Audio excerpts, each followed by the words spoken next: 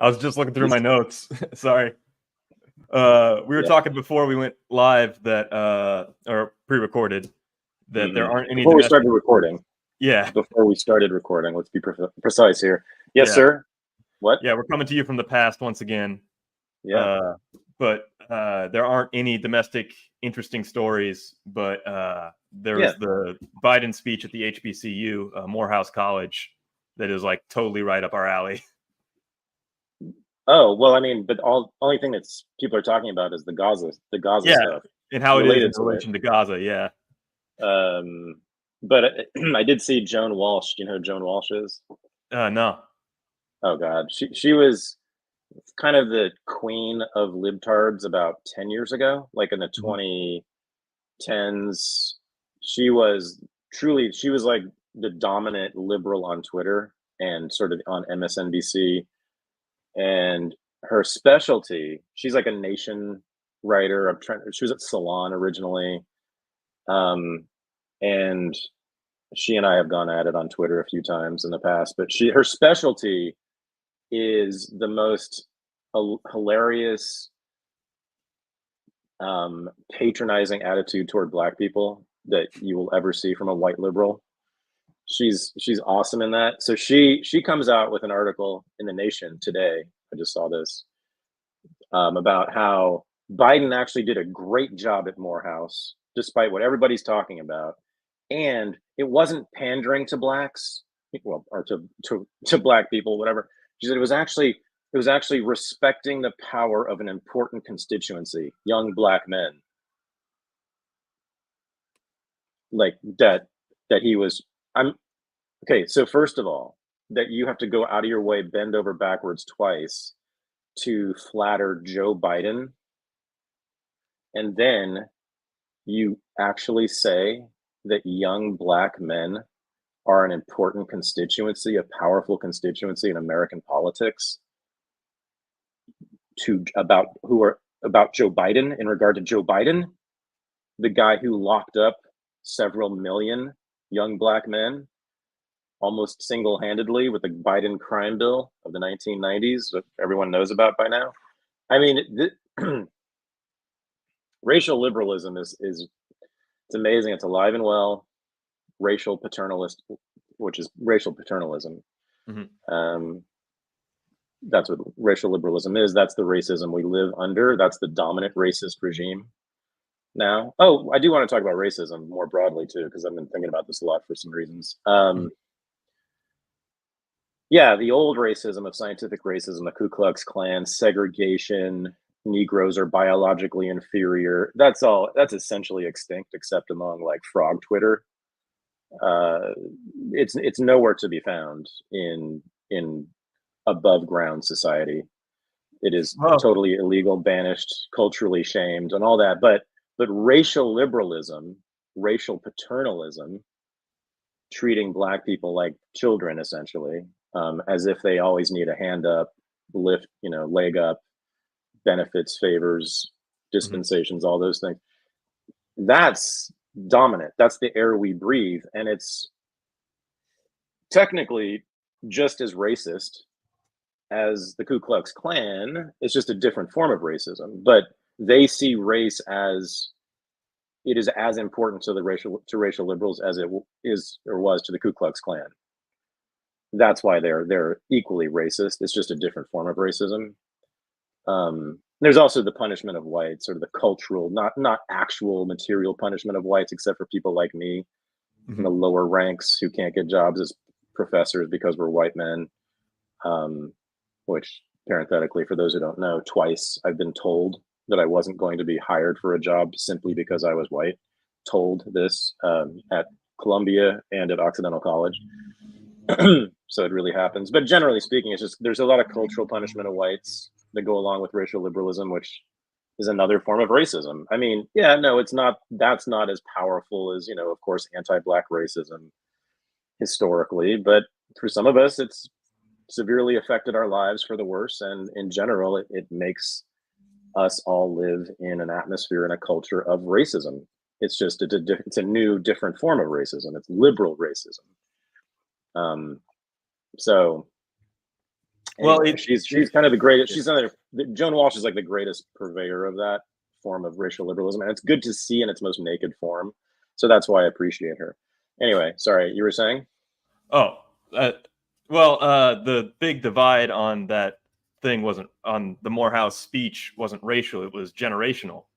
You had the old guard, you had all the professors and alumni standing and giving standing ovations, and then you had the valedictorian and the students giving stark criticisms of Biden with his Gaza policy, and facing their back to him while he spoke and having actual protests while he spoke. Oh, yeah, that's what's going on with Gaza generally. You know, yes. Most of my comrades in this are 30 years younger than I am. But just the younger you get, the more likely you are to be anti-Israel, pro-Palestine. But yeah, I didn't see how big the protest was at Morehouse. I do know that this was like basically the first protest of any kind at an HBCU, which is interesting and worth noting. It's also, I mean, the protests have also always been basically only at elite schools, right? You don't see like nothing going on at Oklahoma State, nothing going on at like Northeast Louisiana State, nothing going on in junior colleges or community colleges, right? Now that's not to say that they are therefore illegitimate protests, but it's again like to be knowledgeable enough about international affairs, and you have to be something of an intellectual. I mean, you have to be someone who reads the news fairly carefully, even if you have a dumb take on it. I mean, just to know the basics of what's going on in Gaza requires some reading and thinking, and like you got to be a little bit of in mind. And that's who college students are, elite college students, and they're not geniuses, but they actually read the news and think about it a bit. And anyway, so it's HBCUs. Yeah, why haven't the young black folk at those schools gotten the news? Well, that they're supposed to be in solidarity with Palestine. That was the paternalistic reason why they picked Morehouse College to speak at, is because they thought there wouldn't be a big protest like there would be at a more elite school. And of course, pandering, they promised that they wouldn't use it for campaign footage, but they obviously did. So they've already cut an ad with parts of his speech and how he's going to save black people and all that in his speech. He's swearing every word together, and every word together is like this. It's just amazing. His face is so tight, or his eyes are bugged out and dilated. While he's slurring almost every word together now. I mean, that Morehouse speech was one long word. It's so bad. He does seem once again to be on the brink of collapse or some kind of implosion. And my first thought watching him was, really? 4 more years? I mean, dude, by the end of your second term, what shape are you going to be in? Right? I mean, 5 years from now, what shape is Joe Biden going to be in if he can't even... Wow, a declining empire. This is what it looks like. I guess. I don't know. It's amazing though. Like the head of the empire, the largest, most powerful empire in the history of the world, is what? Like, is he? He's not even present. I mean, he's truly a figurehead only. But the black folk and Palestine. So if we want to talk about that, there's a history. There's a whole history to that, and that's Mark Lamont Hill's bag. It goes back to the Black Panthers, who discovered that they might have some, because they consider themselves colonized people, right? That was sort of part of the Black nationalist, Black Panther line discourse, was that Black people in America are colonized people with the same exact class interests. as the as the colonized in the Middle East and Africa and around the world. Sort of, again, sort of a Maoist position coming out of Maoist ideas about a third world revolution leading the way toward the global communist revolution, which is what they called for, led by peasants, poor, impoverished peasants, rather than the industrial working class. And so the black nationalist Black Panther line in the States at the time was, blacks are that. We are more like a colonized peasantry than an industrial working class of free laborers, for sort of obvious reasons, actually. It's not a terrible argument in some ways. They were, in fact, kept out of the industrial economy for a lot of reasons. And were sort of treated in many ways as a colonized subject, you know, and especially once mass policing came in after the 1960s, where you really did have most Black neighborhoods essentially occupied by the local police in brutal ways, not dissimilar from the IDF in the West Bank. And so that's where that comes from. Now, that, of course, once again, you know, the Black Panthers, their headquarters were 4 blocks from my house in Berkeley, which was about 10 blocks from the campus. And they did all their organizing, their original organizing and money raising on the UC Berkeley campus among socialist intellectuals, including like my parents. And that was their milieu, really, intellectually. So these were exceptional guys. Huey Newton, Eldridge Cleaver, Bobby Seale, the original leaders of the Panthers, were all basically intellectuals of a sort, and were reading Mao's Red Book. And that's, in fact, they sold Mao's Little Red Book on the UC campus to make money. That's how they raised funds for the original Black Panther Party in Oakland.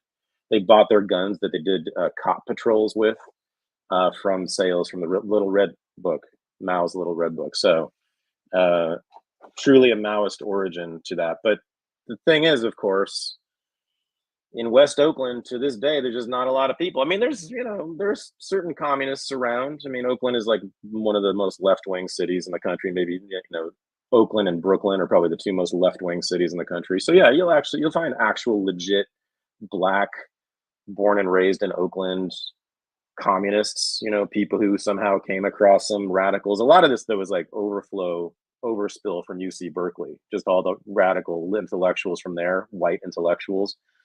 They end up sort of contacting local people in various ways and sometimes turning them and indoctrinating them. And that's kind of what happened.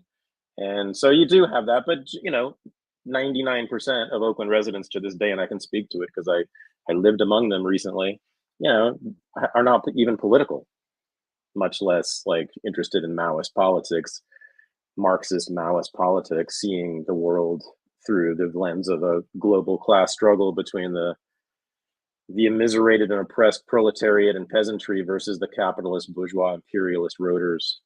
No, they don't see that. So is it any wonder that, Morehouse College, the sort of elite men's Black university in the South, which is mostly guys, young dudes, 18, 19, 20 years old, right, who are from like Atlanta and might play basketball and, want to be a dentist.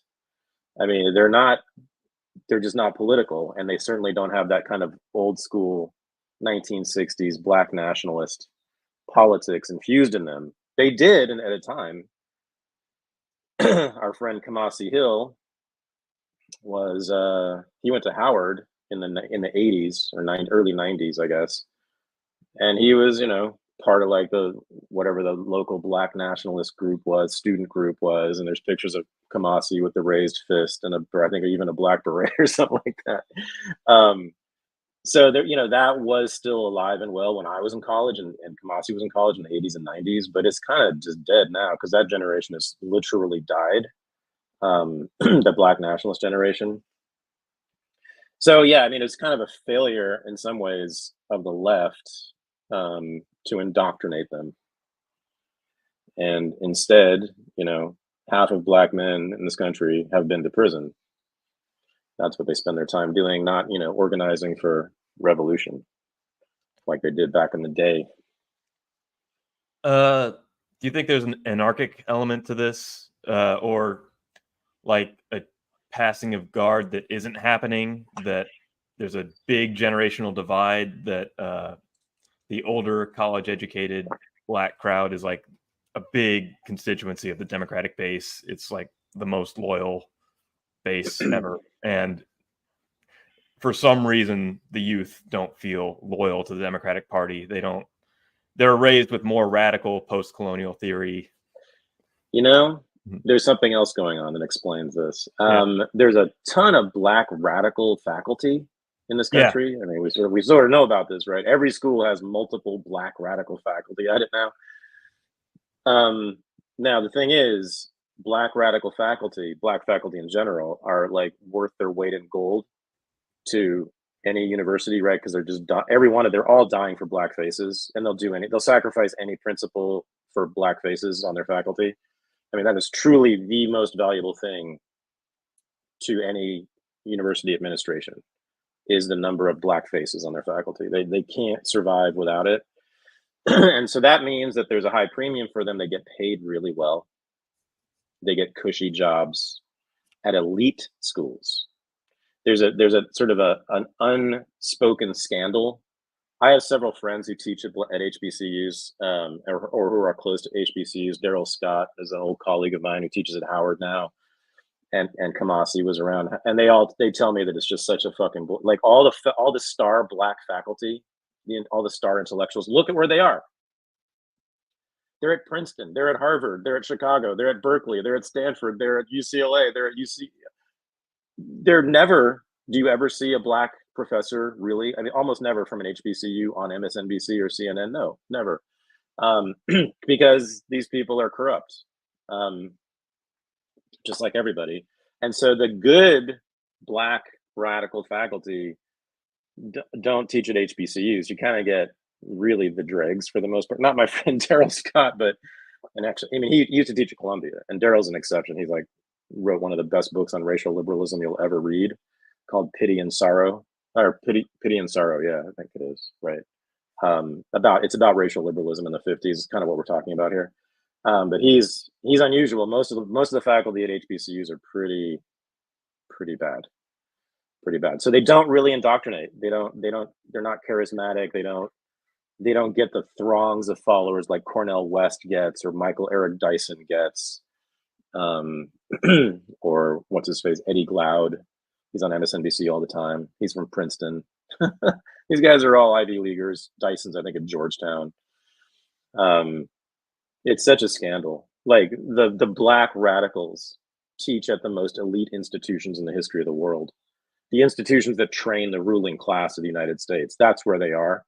They're not at their HBCUs, which actually are working class for the most part. The kids who go to those schools are largely working class, because vast majority of Black people are working class.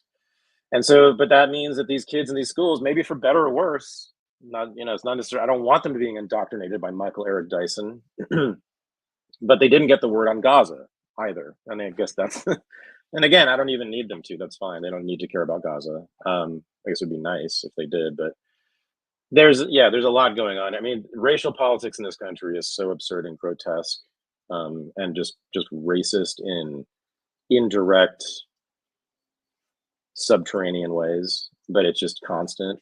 It's always affecting. There's tentacles, racial liberal tentacles are affecting everything all the time. And everyone is confused about what racism is. They still think racism means, dogs and fire hoses and lynchings, and thinking Black people are biologically inferior. That's not what goes on. There's a new Jim Crow in town since about 1945, which treats Black people as children. Essentially, that's the basis of it all. But that affects everything. So, and even to some extent, Palestine politics. So I have been thinking about racism a lot lately, and I'm interviewing Janine Eunice in a few hours for Unregistered, and I've known Janine as we were part of the sort of like the COVID coalition, right? The anti-lockdown coalition, which is a very weird, which we should spend a minute talking about, because you see Gaza has served to break that coalition apart even further. Ukraine broke it apart a bit. Gaza is decimating it. That coalition pretty much doesn't exist anymore. It was an interesting one in 2020, 2021. And it was MAGA was kind of the leader in it, I felt. And that's why I paid attention to MAGA so much during that time. They really were the leaders, the vanguard of the movement against the lockdowns and the mandates. But there were also quite a number of lefties, actually, not a majority by any means, but a significant number of lefties who were simply skeptical, I suppose. I'm not exactly sure why. And Janine was part of that. She was, in fact, her handle on Twitter was Lefty Against Lockdown when she was anonymous.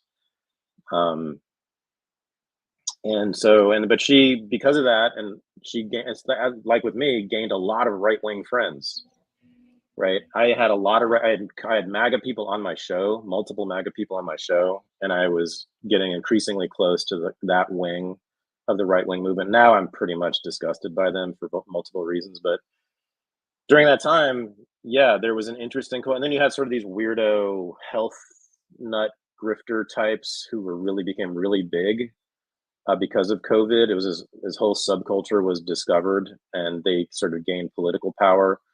And I don't know, I'm sure a lot of people know what I'm talking about during that time. There are people who were like saying kind of the right things about lockdowns and mandates and stuff, but then they would have to go on this whole spiel about the government trying to control us through food. And I don't know, it was a lot of silly conspiracy theory shit.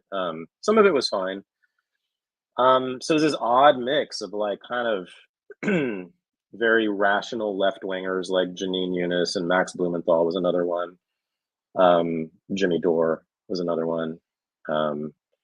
And a bunch of hard right-wingers like MAGA and a lot like Frog Twitter. They were with us.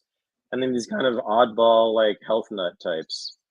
And turns out that a lot of them just have shitty politics that I can't coalesce with anymore.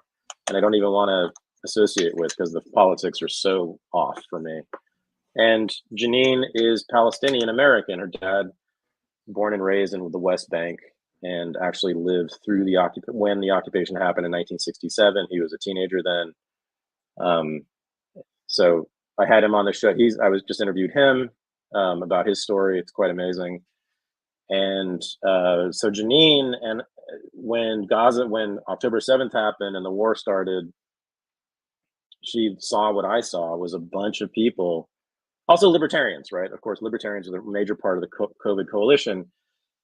She and I were looking on in horror as a lot of our friends from the COVID coalition were like clearly ignorant about Gaza, yet cheering on Israel, and basically supporting the mass slaughter indefinitely, but just showing a lot of ignorance, especially, and having just terrible politics about this. And so she started reaching out to me and telling me about this. And yeah, I mean, she and I have had similar experiences in dealing with people who otherwise we thought were good and who we wanted to work with on political matters. And now we're horrified by and trying to figure out what to do about them. So the being Palestinian is the reason she could see this. She could see the racism, which I think is inherent in all this. And that's what I was getting to. And the other thing about Janine and the COVID coalition is kind of this, we were also the anti-woke coalition, more broadly, right? A very weird coalition of people who normally hate each other. The anti-woke coalition was also, and I was very much part of this, right? For years and years, what did we keep saying? One of the things we kept saying was, there is no Ku Klux Klan kind of racism in the United States, right? This is, all the hype about racism on college campuses back, 10 years ago, and then all the BLM rhetoric, most of it turned out to be nonsense. They're not actually hunting Black men in the streets. They're paternalizing them. They're patronizing them in popular culture is what they're doing. But they're not hunting them in the streets anymore. So we were very, that's what the anti-woke coalition was all about. was being skeptical about these claims of racism in American society. And I still hold to that. I still think that's mostly bullshit. I think the racism is a different form, as I just said. But boy, I, for the first time in a long time, have seen like straight up old school style racism, just not directed at blacks, directed at Arabs and Palestinians. Like it's just, and Muslims. I know Islam's a religion, but the way that Americans conceive of it, it may as well be a race, because they see Islam and Arabs and terrorism all as one thing, right? All as basically one racial category. Those people will be terrorists. Those people are terrorists. They're naturally terrorists. They're going to be terrorists, period. Whatever. I mean, that's it, right? And just the people who I find the most disturbing, I guess, and upsetting are not, I understand on some level Israelis wanting the war and wanting to even annihilate Gaza. I can on some, if you were born and raised there and had never been to the West Bank, which most Israelis never are. Most Israelis are completely sealed off from Palestine. They're not aware of what's going on. They don't care about it. If I were that, I would get it. I would understand that, because there is a threat. It's just, the point is Zionism made that threat happen, and now you got to live with it, unfortunately. But it's true though. Yes, many of those people do want to kill you. That's true. So I get that. But if you are an American, not Jewish, or even if you are Jewish, because who cares? If you're here, you don't need Israel for safety. This is far safer for Jews than Israel, obviously. 30,000 Israelis have been killed in wars since 1948, and 0 Jews in America have been killed in wars since then. Which is the real Zion? But anyway, so the people who disturb me the most are like the journalists, and some of these are friends of mine, who had no interest in Israel or Palestine one way or the other, and are Americans, and just found out about it all on October 7th. And then they watched the war happen. They knew what was happening. They knew what was going to happen. They knew that Israel was going to kill just lots and lots of people. They started finding out half of them are children, that Gaza is half children. They saw the numbers go up, thousands and thousands and thousands of children and women and young men dead. They saw this was happening. They saw that Hamas was not losing, and they kept supporting it. And they kept defending Israel, and they kept just saying, well, Hamas, whatever.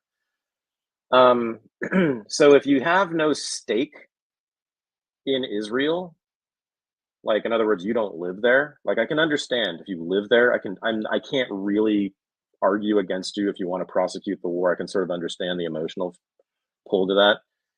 But if you're just some American observer and you're taking the side of Israel and you see the numbers, there's the only way I can explain it is racist assumptions about Arabs, that their lives are simply worth less.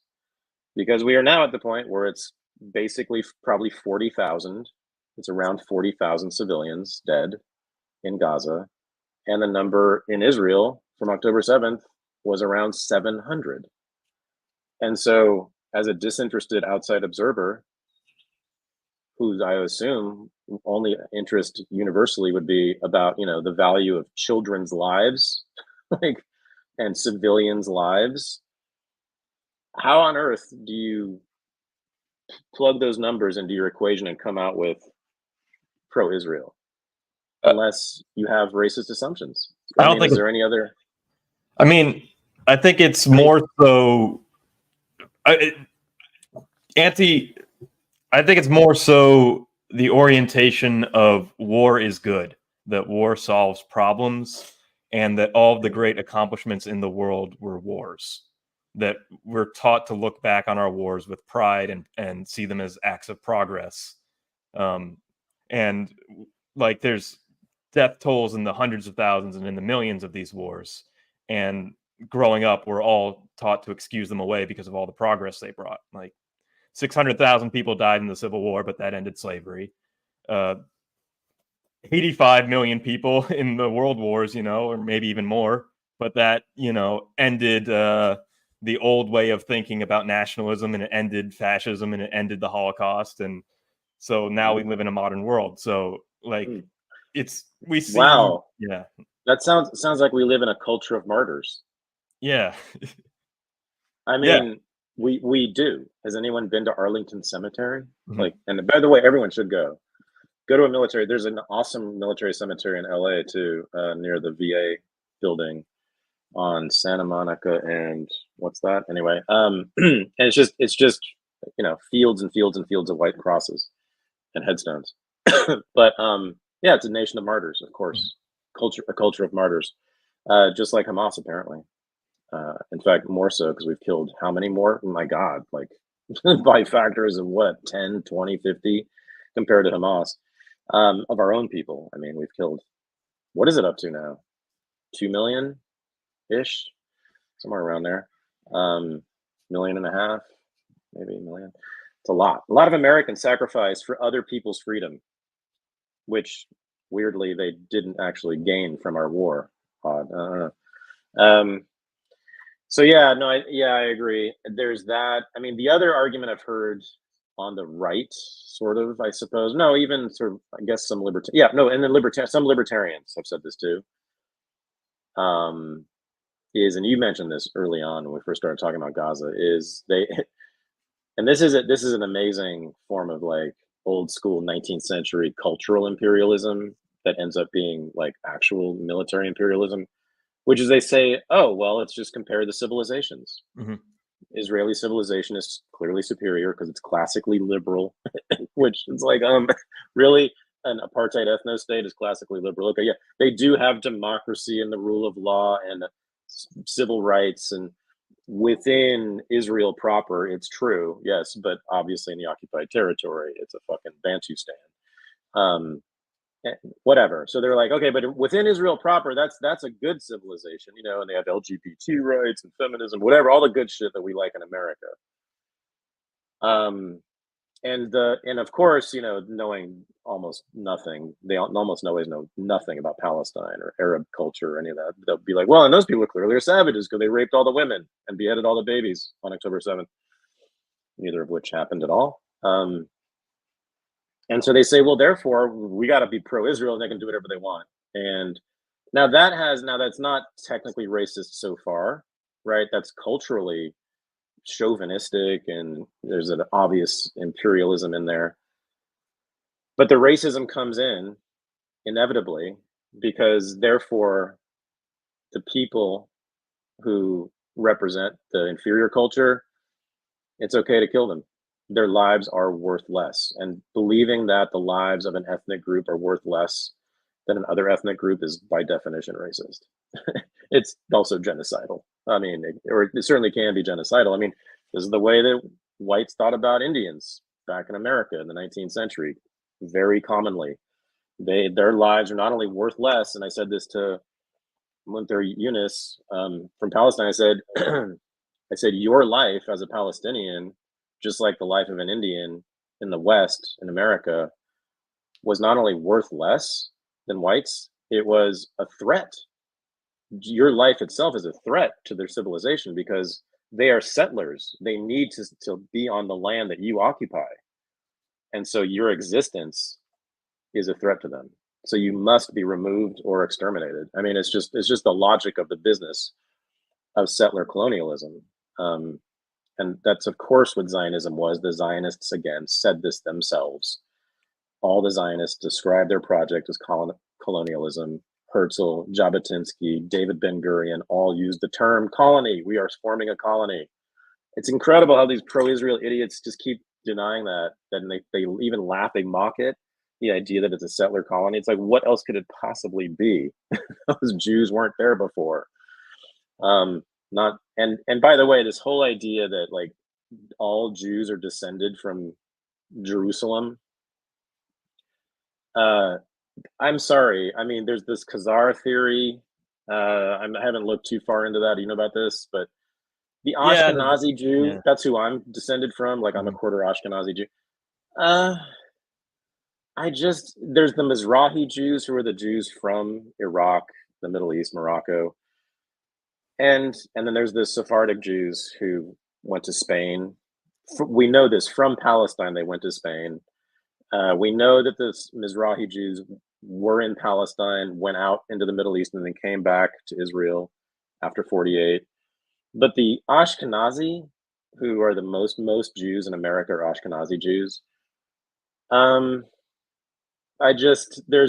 of all, I think there is, what's that guy, Rajib Khan? He does he's an amazing, whatchamacallit? He does genetic lineage studies. And I heard him talk about this. He says there's very little evidence of Ashkenazis basically being from the Middle East ever, or being in the Middle East ever. There's some evidence, but it's pretty slim. But I mean, if you just look at us, really, you think we're a desert people? It's a little shaky that I have some kind of ethnic roots in Palestine. It's not. I don't think so. Basically, Ashkenazi Jews. The story is, I think most Ashkenazi Jews were just Russians who converted to Judaism. We're just Russian. And some of our ancestors practiced a certain religion for a time, and from then on, everybody else in their lineage was considered Jewish for no good reason except for that. It's all so ridiculous, but yeah, I would love for people to look into that more. I want to know more about like the the genetic lineage for Ashkenazi Jews. I want to know where I think we bypassed Palestine. I think we walked out of Africa and went around and went straight up to the north into Russia. I don't think we stopped in Palestine. I really don't. Those people from the Mizrahi Jews look completely different than Ashkenazi. Yeah, there's the work of Shlomo Sand, professor emeritus at Tel Aviv University, that goes into that. Yeah. Sketchy, man. It's super sketchy. When I see these guys with like red hair and like skin lighter than mine, speaking with like a Scottish accent in an IDF uniform, talking about like their ancestral right to this land, I'm like, what? That is so made up. It's just. He also posits that pretty much any actual native Jews to that area remained there and either converted to Christianity or Islam at some point along the way. And if there is any ancestral lineage, it's through the Palestinians at this point. Right. Yeah. It's so bizarre in 2024. Israel is the last country, national culture really, to force the rest of the world to talk like it's 1940. It's all about tribes and religion and ethnicity and race and we're all back into those fights about ethnostates and about conquering land in the name of a people. Like, what? We haven't talked about that stuff. We haven't had conflicts over those issues in quite a while. It's almost like finishing the 19th century, right? I mean, when all those sort of racial imperialist regimes were established around the world, including ours in the Philippines and Nicaragua and elsewhere. I mean, but the Brits were doing this all over the world, the Spanish before them. And then there were bloody wars to decolonize, finally, in the 40s, 50s, and 60s. And then it's sort of been over, and then we've been kind of like this racial, liberal, civil rights global era ever since. But the Israel thing, they were kind of the last to do it. They were the last ethno-state settler colony, right? And therefore they're the last, I guess, to go through the process of exiting, of being kicked out. It's going to take a little while, but I think it's inevitable at this point. But that's how it feels. So it feels like we are back in the mid 20th century or even earlier, dealing with those issues, resolving these issues. We don't have ethno colonies except for Israel. It's the last one. Yeah, this is why a lot of the anti-woke coalition became hard Zionists. Is that wokeness, if you see it as identity politics, and specifically like pro-black, pro-minority identity politics, the logical extent of that, of racialized thinking that is identity politics, is a strong position on Israel, usually anti-Semitic or anti, like, if all you care about is who's represented in groups and who is like has putting racial laws into place and putting racial consciousness into institutions, the final boss of that is the only explicit ethnostate full of elite Jews. Right. It's amazing. It's stunning. I mean, Coleman Hughes just came out with a book called, what is it, Colorblindness or whatever, against racial politics for a colorblind future or something. He's all about, against, just like Camille Foster, my friend. And Camille is basically for a ceasefire, although he is not. It's not his issue, so I'm not going to pick on him. But Coleman Hughes is like really come out strong. He just took a trip to Israel right before October 7th, so he's just all in. And he's like attacking Noam Chomsky, calling Noam Chomsky a liar. Of course, Coleman just learned all this stuff in the last 6 months. But, he's defending Israel to the hilt. He goes on Zionist podcasts and pro-Israel podcasts, and he gives speech. I mean, my goodness gracious. And I'm like, aren't you the guy who says we should be moving past race? Do we not? What? I have one Jewish grandparent, and I can become a citizen of Israel tomorrow, even though I've never practiced the religion. That's an ethnic designation, fellas. That means they define Judaism, being Jewish as an ethnicity, clearly. No one in my family was ever religious. No one has ever been to Israel. No one's been religious. So it's clearly an ethnicity. That's how you get citizenship. It's an ethnostate. Yeah. I mean, think people bypass the ethnostate thing by reading Alan Dershowitz's book, The Case for Israel. And in there's like this dispassionate, allegedly, argument that Israel was established by the UN and all these consensual contracts between all these European nations and the global community at large to give them that land legally. And like that, I think, frames Israel in their mind as just a legitimate state like anything else. But it's funny when like people make these claims about this is our ancestral homeland for 3,000 years on top of that. Really show me the records.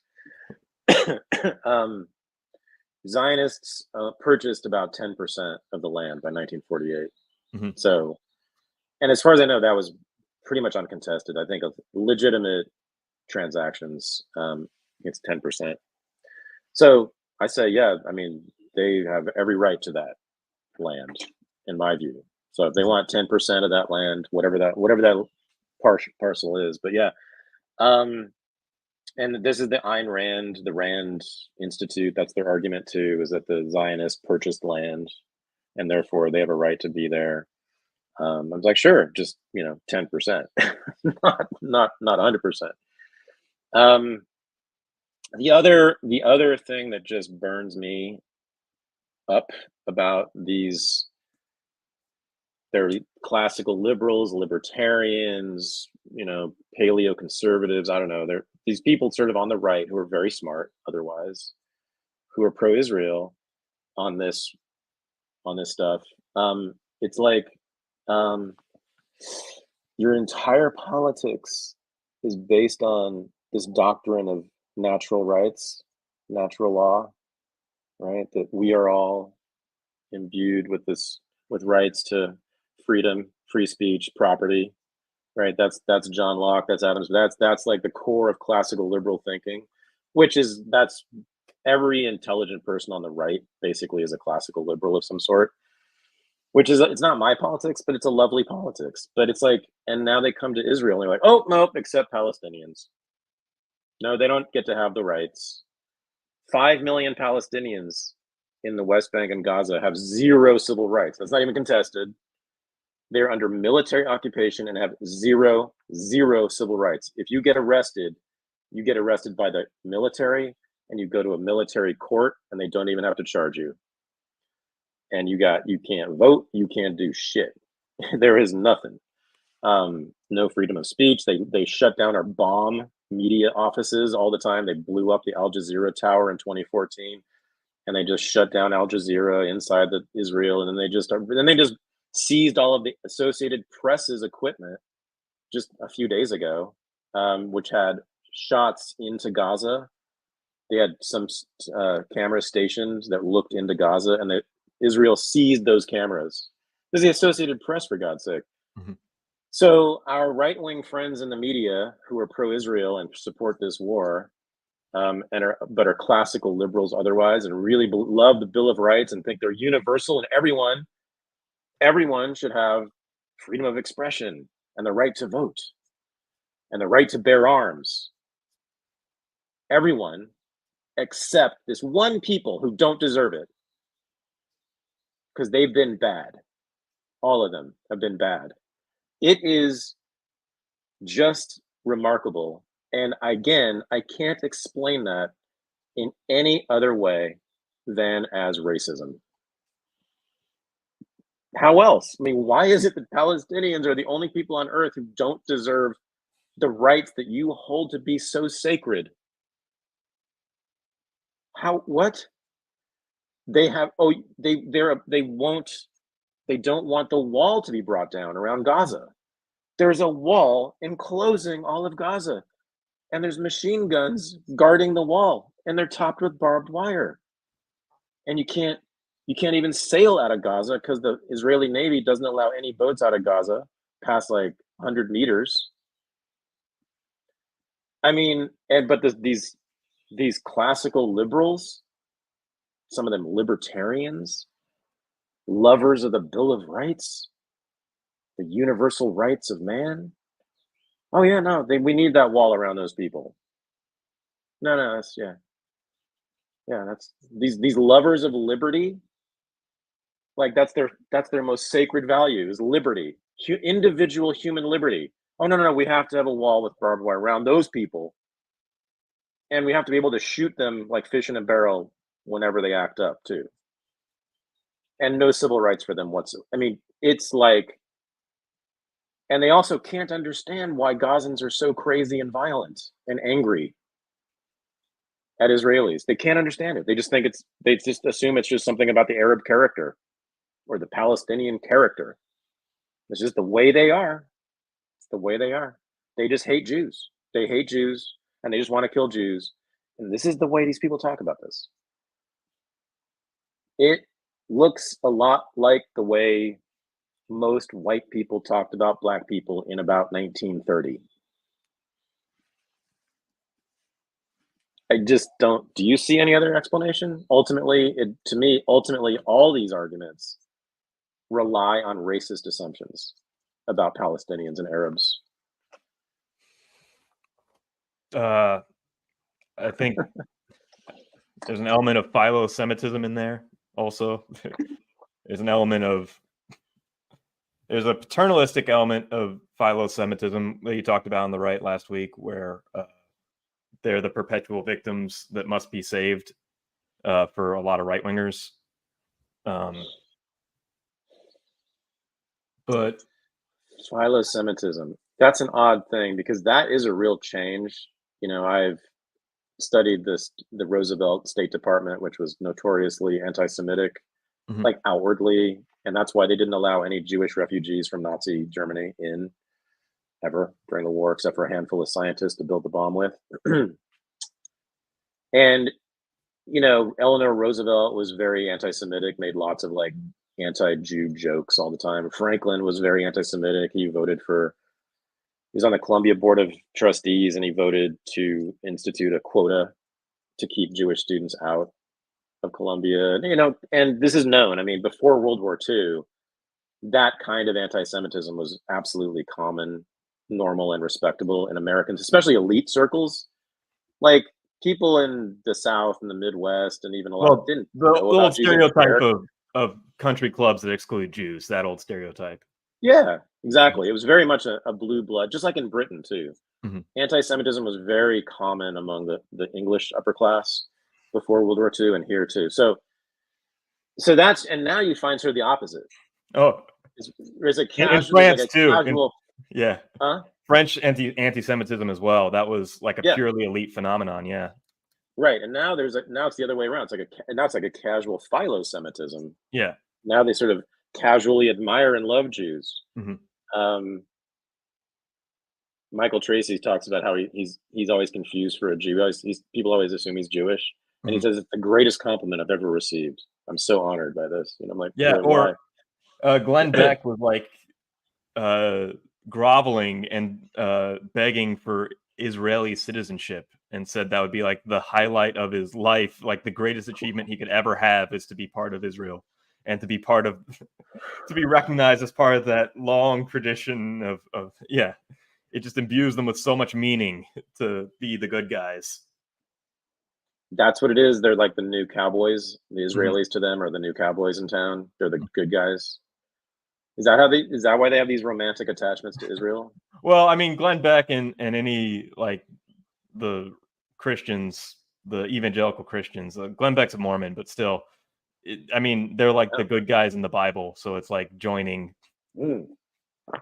Even better than Yeah, cowboys. it's joining the fantasy mythical story that you grew up reading and seeing yourself as part of that story. They're Israelites. Yeah. Got it. Fleeing the Pharaoh. Okay, Mhm. cool. Yeah, love the Old Testament. We should all live according to it. Great times. Nothing like mass slaughter on a daily basis. But yeah, the Holocaust narrative being the justification for World War II, for me, is the biggest thing that is driving all this, at least in the hearts and minds of Americans. Like, there was the Oh, worst evil that ever exists. That evil was Adolf Hitler. right. He created the worst crimes ever because for some reason he hated this ethnic group of people. And that's the worst kind of evil that exists, is to hate this particular ethnicity. And America is justified in its global dominance because we stopped that particular ethnicity from being wiped out. So we must protect that ethnicity to continue our global dominance and our righteousness. Like, that's the Yeah. mythos that justifies the empire right now. Yep. Yeah. And didn't I say this last week? Like, Jews are to Republicans as blacks are to Democrats. Yeah. Um, I mean, Jews are to Democrats similarly too, but but there's a This rhetoric Republicans have right a real now fetish. of They have a yeah, real fetish for Jews. yeah, And the rhetoric of it becomes the poor, unsafe kids on college campuses, the poor Jews at Columbia, that as if they're being hunted down the streets like black kids, and yeah, by and police. it's as opposed to white guilt, it's Gentile guilt Yeah. that they're expiating, I guess, right? Hmm. By doing this, by sort of valorizing Jews and valorizing Israel. Hmm. I guess that's the emotional appeal for people like Mike Johnson. Again, some white boy from Louisiana, some like frat boy from LSU. Why does he care about Israel? Like, he's never met a Jew. Yeah. Uh, what the hell does he care about? I mean, Hmm. he's nowhere near that country. Why on earth? But they really are passionate about it. Just like some white girl from a suburb of Cincinnati would care passionately about black people, Hmm. right? Because she heard about Martin Luther King and it makes her feel better to be on the side of the black folk. It makes her feel like part of the right side of history, I guess. Yeah. And it Purging gives her and themselves. it makes her feel better. It makes her feel better about her secret racist feelings, maybe. I don't Well, know. I mean, I can't understand. It's so odd. yeah. Purging themselves of their European identity and creating this new justified American identity. So when APAC comes to them and Yeah. tells them, which they do essentially, if you don't vote with us, we're going to call you an anti-Semite. This is why that actually stings. Like, Mhm. if APAC came to me and said, we're going to call you an anti-Semite, I'd be like, go fuck yourself. But these guys they're afraid of that charge. They're not afraid of being called a racist so much. I mean, they are a bit, but like, for odd reasons, the anti-Semitism charge really scares them. They really don't want to be labeled as that. Mhm. But I think, once again, domestic politics in America always are connected to imperial politics. You're right. I think ultimately, why is this happening? It's the dictates of empire. And the empire requires this because we happen to have this Jewish ethnostate as our leading outpost in the Middle East, a key part of the world for us strategically. So we must defend that, and they need this anti-Semitism thing to maintain their project. They need anti-Semitism to be like always talked about. to maintain their project in the Middle East. So we've got to do that's, and so when the APAC, I don't know. Plus the Holocaust stories have been so incessant since 1945. Well, this no, it's been incessant since like 1970 or 1980, and like that's the current crop of leaders. Like we've talked about how leaders weren't this fanatically pro-Israel. Like Jimmy Carter wasn't like this, you know. And I think the generation that fought World War II didn't have that propaganda, but the generation that followed grew up with that propaganda. Yeah, I mean, I watched Exodus, the movie from 1960, right? And it's the book, Leon Uris, 1958, bestseller, huge box office hit was the movie. Paul Newman starred in it, big deal. 58, 60, so already there, and it's pure propaganda. The Israeli government was co-produced it. Pure Zionist propaganda, like amazing. No Arab ever appears. They're just talked about as savages who will kill you. So no, that's when Americans first learned about Israel, and they all became fans. So universally, Israel was like, in America, was like the heroic group of Holocaust survivors who founded a nation against all odds. Through the 60s and into the 70s, that was everybody, even left-wingers thought that until the 70s and 80s. But yeah, so it's deep, and I just think it's been, and so Norman Finkelstein's great book, The Holocaust Industry, is about this. It's about how Zionists and the Israel lobby essentially have used the Holocaust or the mythology of the Holocaust to shame people into supporting Israeli policies no matter what, and to becoming and to supporting Zionism generally. And it just had an effect. I mean, it had an effect on white Christian evangelical politicians, the way that civil rights mythology has had an effect on white college students. Every white college student in an elite university is deeply affected by Martin Luther King and the civil rights movement. I mean, that is put into every one of us. You just grow up with that. That is a fundamental part of our civil religion, is that you have deep feelings about the civil rights movement. That's what makes you a good person. And for Christian evangelicals, it's the Jews that really touched them. And then they combined it with this theology about the second coming and yada yada. And then next thing you know, they're sending weapons to Israel. These Republicans also have passionate feelings about the civil rights movement as well. Like Glenn Beck, for example, like did his march, like on the like he's. Well, they understand that it's part of the American civil religion. It cannot be challenged. So they have to go along with it. I don't think they feel it as deeply. The Holocaust really bothers them. Mike Johnson certainly does. But ultimately, I think you're right, though. It's like they understand also that Zionism is part of the American imperial project, which they must support, or they do support. They have very deep feelings about the empire. They don't think of it as the empire. But, you know, American strength and control in much of the world, they want and feel very passionately. They want the American flag flying in the Red Sea and all over the world, you know. Well, they understand that. And that's why I think that's probably where it ultimately, that's the original source. There's an imperial motive. There's an imperial motive to loving the Jews too. There's also another grand World War II is that it ended the Great Depression.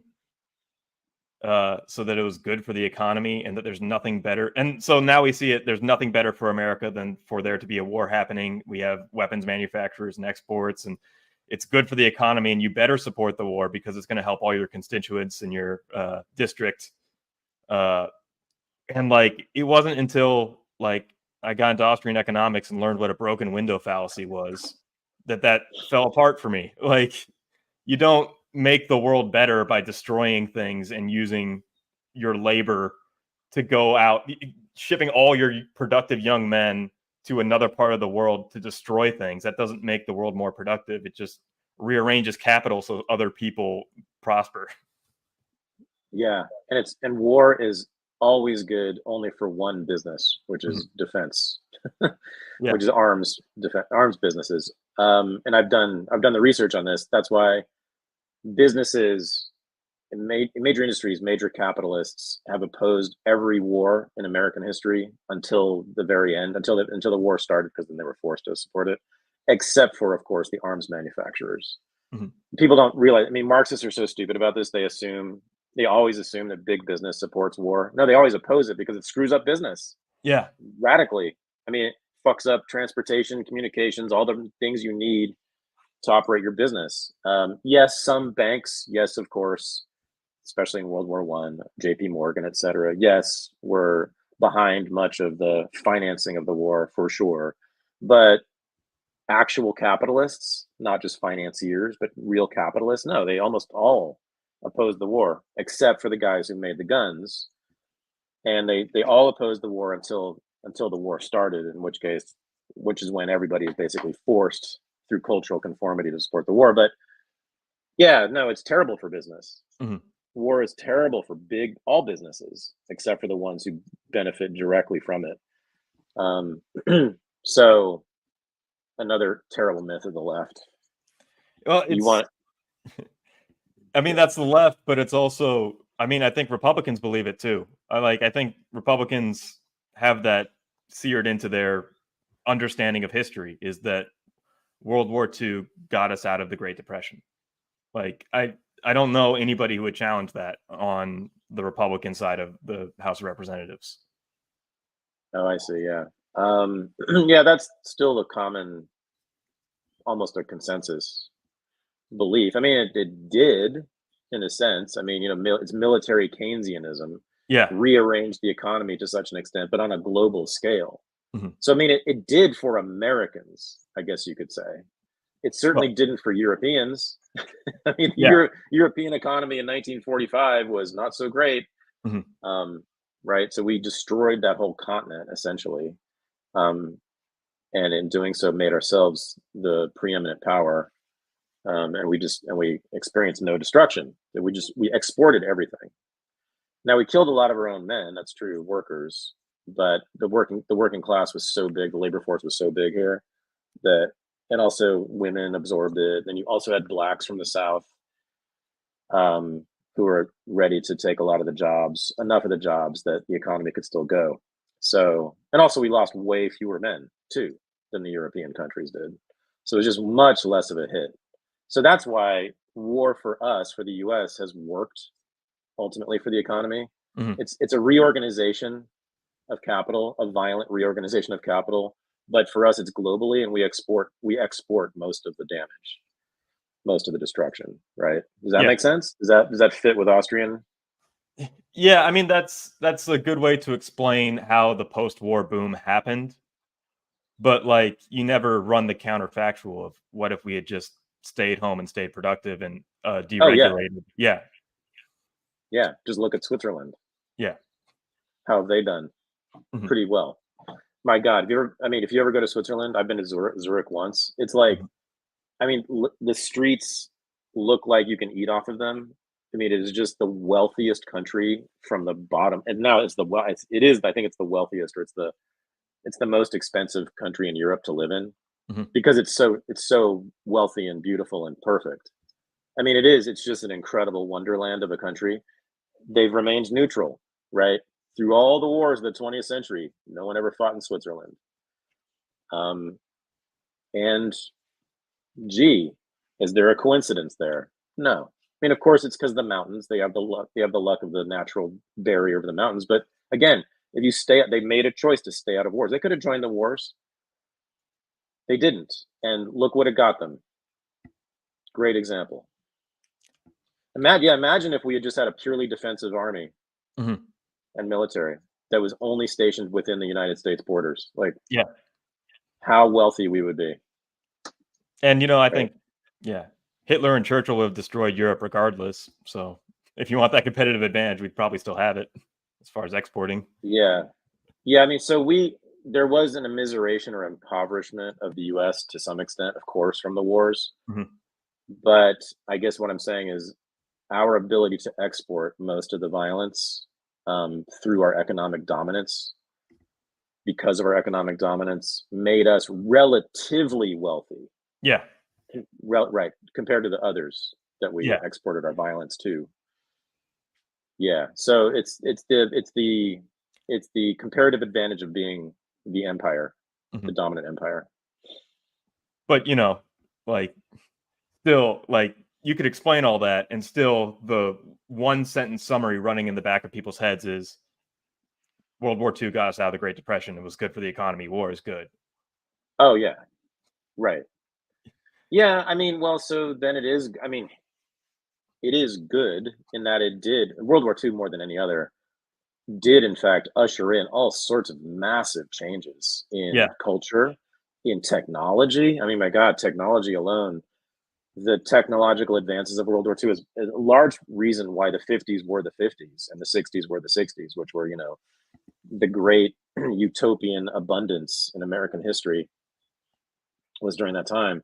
That's in large part that all the new stuff we had, in large part because of the war. And then, yes, I mean, it changed race relations fundamentally, as I said earlier. I mean, we got rid of the old nasty scientific racism, segregationist racism, and replaced it with this new thing that we all hate, but I think it's preferable to slavery and segregation. Women, of course, whatever you want to say about feminism, I think it was a good thing that women were for the first time allowed in mass numbers into various professions. And gays, I mean, World War II was the greatest thing for gays ever.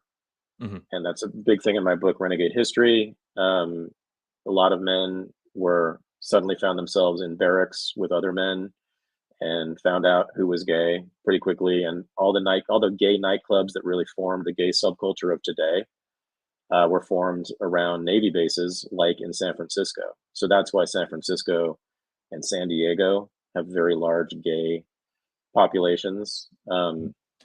Yeah, so a lot Yeah. good happened. A lot of good happened, Mhm. but killing 65 million people for all that stuff. You just lost the paleocons on this, but yeah. No, I'm not with. Yeah. I mean, no, I'm not with Yeah, I that. I'm know. just saying there Mhm. is an argument to be made. Yeah. It's an apocalyptic argument. Mhm. It's almost millenarian. It's almost like Christian apocalyptic, right?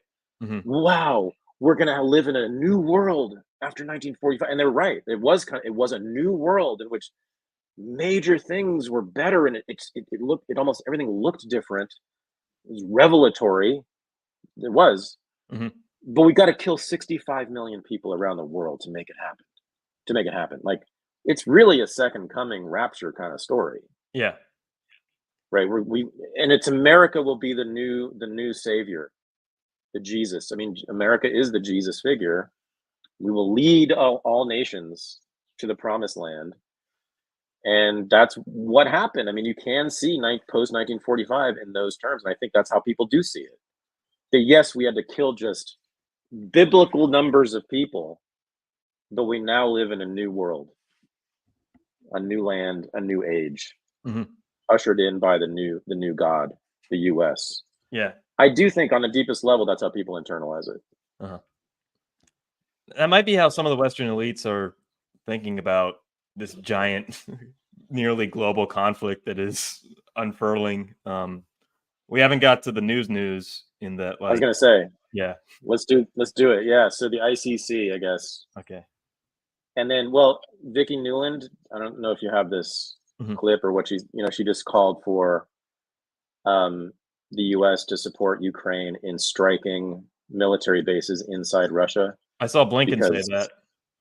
Blinken himself said it. Well, Blinken was getting grilled by McCall, and he said, "I'd be open to that. I'd be open to Wow. allowing Ukraine to make its own determinations on what targets to hit." The implication being inside Russia's border. And then there's a New York Times article that just came out saying that Blinken favors lifting bans on Ukrainian strikes inside Russia with U.S. arms uh, after his last visit to Kiev. Oh, wow. Well, Yeah. I didn't know this. I didn't know. I mean, Vicky Newland came straight out and said, I think on Fox, Mhm. no, Ukraine should now strike inside Russia and bases. Okay, so people are like, well, yeah, that makes perfect sense because obviously Russia is attacking Ukraine from those bases. You know, some of the soldiers and the equipment are coming from those bases inside Russia that go into Ukraine. So of course it's legitimate to attack Russia inside Russia. Okay, well that would be fine, except that that also would apply to the other side. Most of the equipment and even some of the men fighting in Ukraine come from other places, other countries, most notably this country, the United States of America. We know most of the weapons those guys in Ukraine are using to kill Russians, we made here in Seattle and Toledo, Ohio, and elsewhere. And so by Victoria Nuland's logic, and I guess Blinken's logic, Russia is totally entitled to bomb the United States. So let's go for it. You guys bomb Russia inside Russia, and Russia will then bomb us, because your logic would hold then. Russia should then bomb the United States. So you're right, Victoria Nuland and Tony Blinken. Let's go. This is what you want. This is like theorizing about like attacking China or Russia during the end of the Vietnam War when it seemed like we're losing. It's just like, oh, let's just go after the source then. Let's just make this as big as possible. Right, exactly. She's really something. I don't know. I mean, she clearly wants full direct conflict with Russia. I don't know about Blinken. I think he's just a scared little boy who's kind of got in way over his head and didn't quite understand what was at stake being Secretary of State and holding on to this globalist position on things. That guy, he's not sleeping. I can tell you that. Do the higher ups like have plans of a full-on world war? Because it seemed like, is there a plan here? Like, is there a vision of America coming out on top after antagonizing the rest of the world into alliances and attacking Russia and potentially going after Syria? I can tell you for sure one thing. I know for sure that they're war planning. They're making plans for war with Russia, China, Iran, North Korea, you name it, probably the Houthis too. I mean, the Pentagon has had this as a policy since World War I. They make plans in advance for potential enemies, and not always are carried out, but often are carried out. So yeah, no, there's no doubt. And I also know from listening to think tanks, like establishment think tanks in Washington, on podcasts, they talk about it. They talk about how they do like war gaming for fun against China. They like on Friday night, they have all the interns from like Council on Foreign Relations like hang out, at their kitchen table and do war gaming. So yeah, I mean, now I don't know. I mean, the neocon faction for sure that's in and around the White House and the State Department. Victoria Nuland was part of that. I mean, she's gone now, but I'm sure she still has a lot of influence in there. I mean, they definitely want war. There's no doubt about that. Directly with Russia, they want to go to war with Russia. They want to remove Putin from power. They want to then dismember Russia. That's the new discourse. They want to like break apart Russia. All the former republics, they want to break apart from Russia. They talk about this openly in the think tanks, by the way.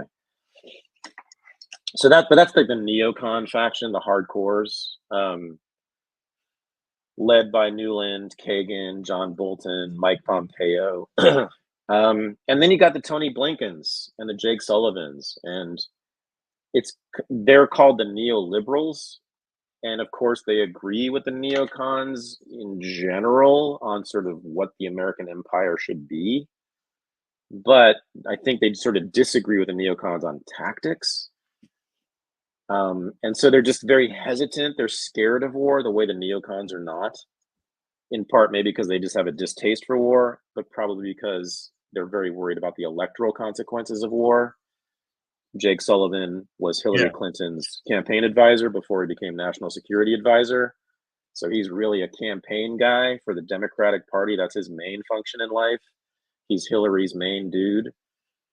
Now he runs foreign policy. So I would imagine, I mean, they're obviously very hesitant and skittish about war. The neocons are simply the more aggressive faction within the foreign policy establishment, but they agree on objectives. They agree on motives. They agree on the ultimate aims. They agree on America's destiny and mission in the world to uplift the savages, you know, and create a Pax Americana across the globe. They agree on all that. It's just they disagree about how to go about it. Like with Iraq, right? I mean, what was the Democratic Party's position on Iraq? Okay, let's do it. Just can we do it nicely? That was the Democratic Party. But they have voted for it, almost all of them. Voted for the Iraq War, the Afghanistan War.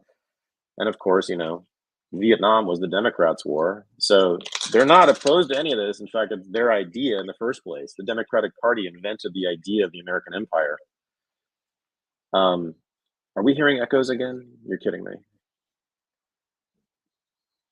That can't be right. Yeah. I didn't wear headphones, but I'm okay. Let me try to fix something. I'm not okay. Okay. All right. Let me try to fix this. Sorry. Please tell me this works. That's better, and your audio is better now. Oh gosh. No. I can hear my echo again. Let's go to another news story. Yeah. We got like 10 minutes left, but real quick, I mean, I'm bringing up the World War III stuff because the president of Iran died in a helicopter crash. Oh. A suspicious helicopter crash. The Jews did it. Next story. Okay, great. So we should rename the show to "What Did the Jews Do This Week?" Well, Jews have been fine. Jews are lovely people. The Zionists, they've been doing a lot of nasty stuff. Yeah, so President Raisi, you know, we all know, went down in the helicopter, and I guess some other people, and also the foreign, or was it defense minister, foreign minister?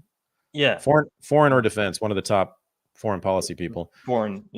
Went down with him, and, you know, now, okay, I've seen zero evidence that Israel had anything to do with it. Zero. And including, I've been listening to like basically pro-Iran propagandist types or pro-Iran analysts. There are some pretty smart ones out there, and they don't even try to claim it was Israel. However,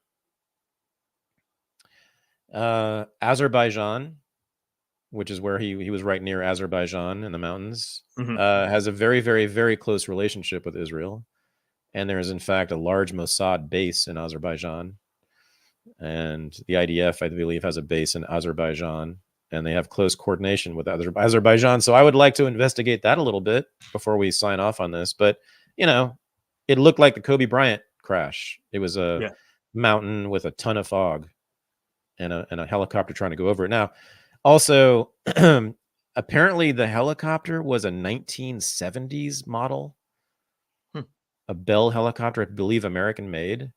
So it was made by the US for the Shah of Iran before the revolution. And that, I guess, they have not made their own helicopters or bought them from Russia.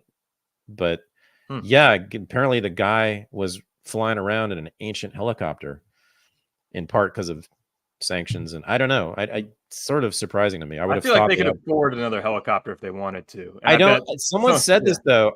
It could be wrong, but someone quite knowledgeable said it's like an old Bell helicopter. Maybe it's a customary thing that like it's something that was like, I don't know.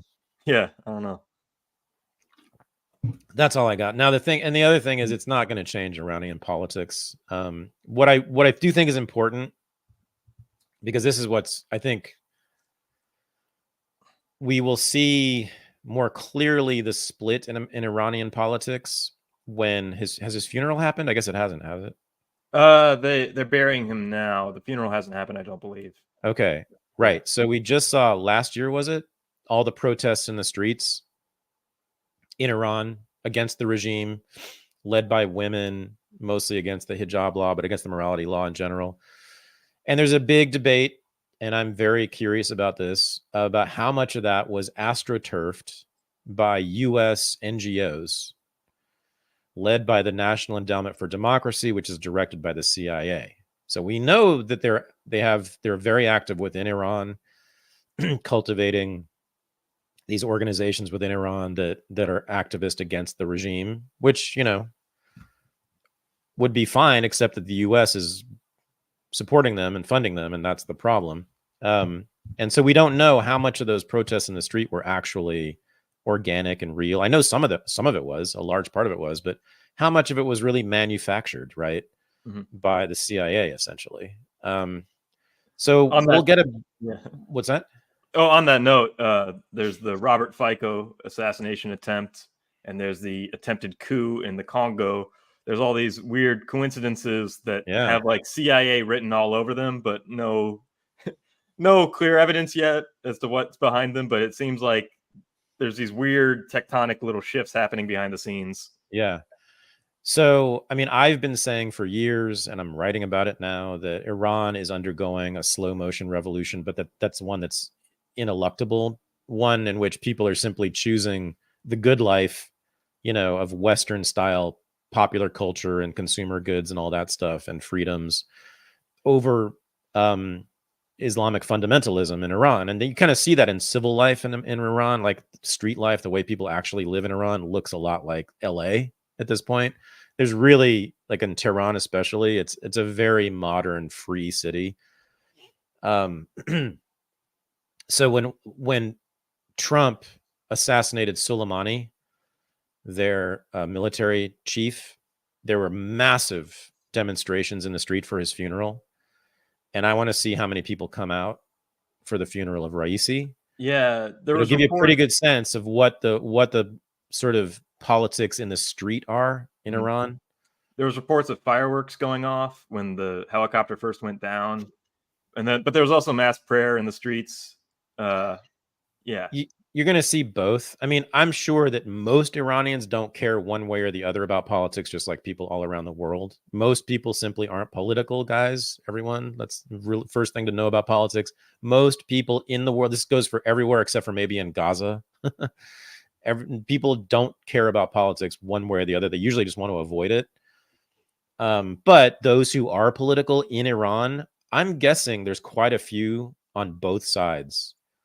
Pro-regime, anti-regime. I'm assuming most people in Iran are simply non-regime, non-Islamic, not interested in Sharia law, not interested in making women wear hijabs, really interested in TV and video games and tattoos and piercings and blue jeans and all the rest of it.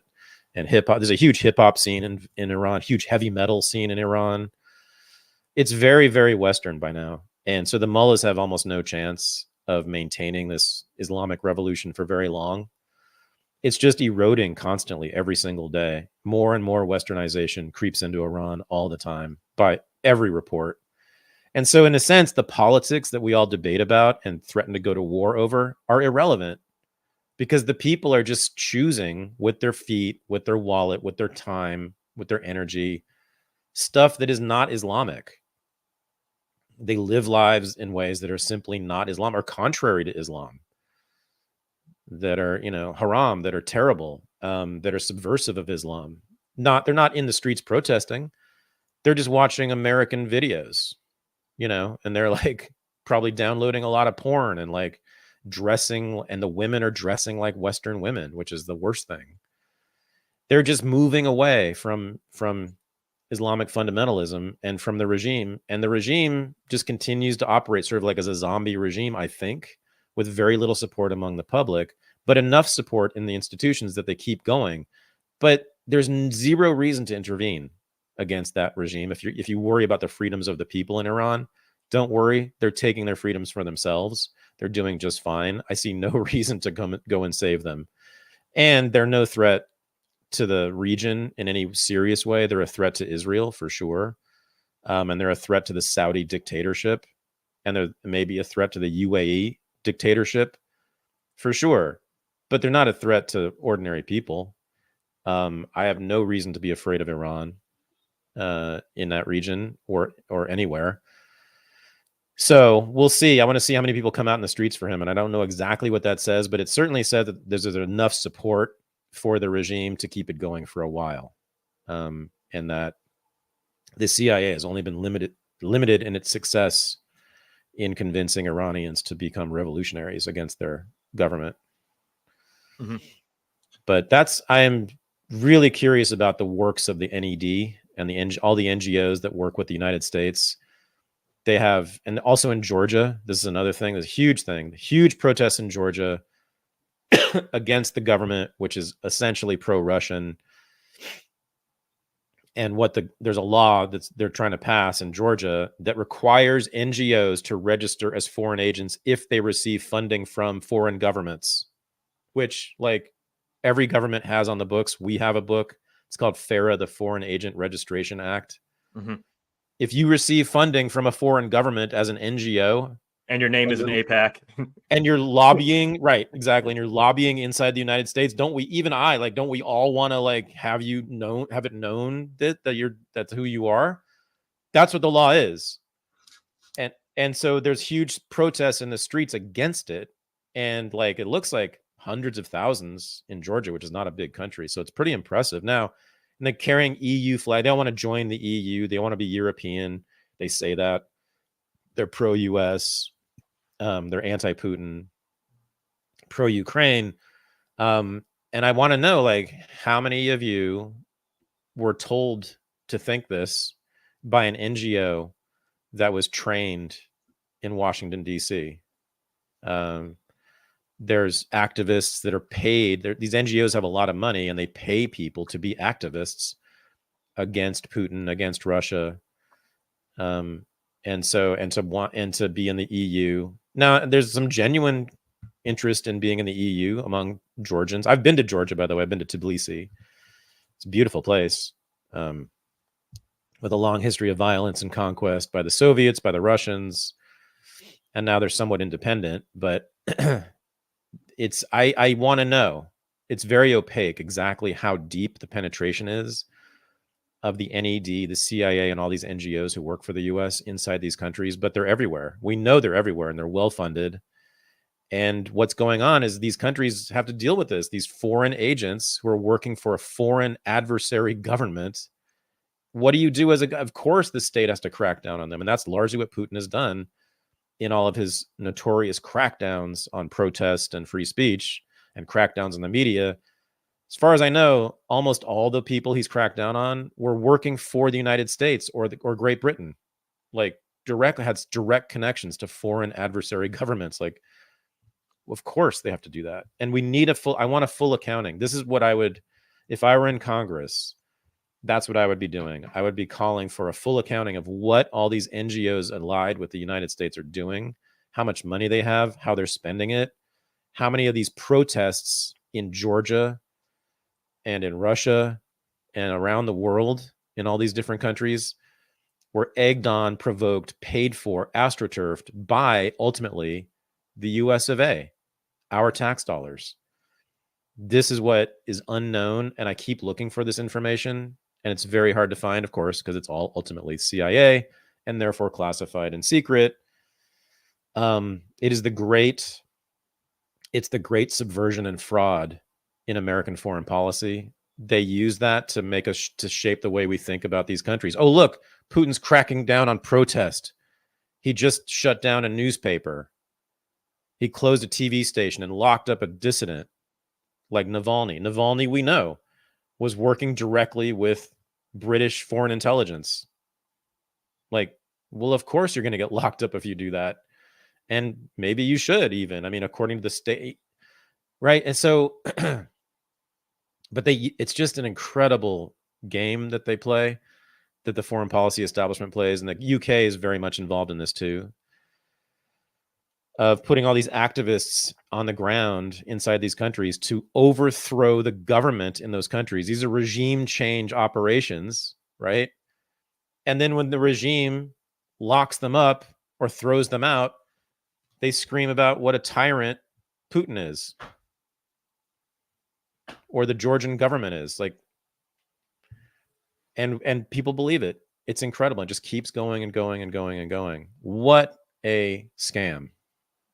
It's impressive. Yeah. So ICARUS Fest blowing up. We have, if you want to see Jimmy Dore and Max Blumenthal on Friday night, June 7th at ICARUS Fest, there are 4 tickets left.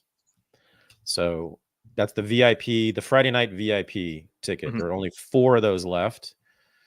and Jimmy Dore, for the Jimmy Dore show, those are selling extremely fast too. But if you want to get that VIP, which is going to be like a huge event, Max Blumenthal and Jimmy Dore for 3 hours. And if you get the VIP, you get them in a special Q&A after the show. As I said, those are selling fast. Everyone, Anna Kachian, Jack Mason doing panels at ICARUS Fest. Michael Tracy will be there. I will be there. Danny Polishuk, the great comedian.